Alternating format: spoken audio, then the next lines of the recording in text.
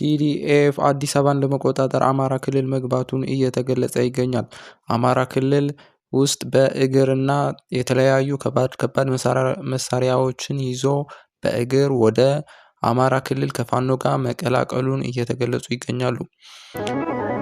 ይህ በእንዲህ እንዳለ የኤርትራ ሰራዊት ደግሞ ወደ አላማጣ በመግባት የትግራይን ድንበሮችን ያሉ የተለያዩ ምሽጎችን ውስጥ እንዳለና የተለያዩ ከባድ መሳሪያዎችንም ይዞ ትግራይ ውስጥ መግባቱ እየተገለጸ ይገኛል። ይህ በእንዲህ እንዳለ የኢትዮጵያ መከላከያ ሰራዊት ደግሞ በላሊበላና በጭፍራ ተጨማሪ የድሮን ቤዞችን በማድረግ በትግራይ ውስጥ የተለያዩ የድሮን ኦፕሬሽኖችን ለማድረግና በሚመጡት ሳምንቶች ውስጥ በትግራይ ውስጥ ባንክ፣ ኔትወርክ፣ ስልክን የተለያዩ አገልግሎቶችን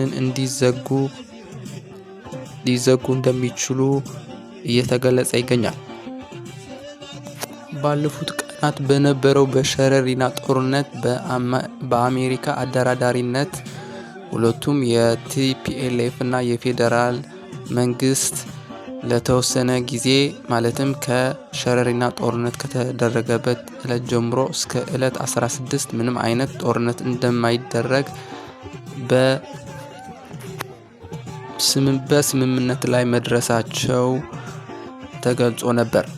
ይሁን እንጂ ህወሓትን ወይም ቲዲኤፍን ኢላማ ያደረገ በአላማጣ ባለፉት ቀናት የተደረገው የድሮን ጥቃት ህወሓትን ይበልጥ ከተጠራጣሪነት እንዲባባስና የነበረውን የፌዴራል መንግስቱ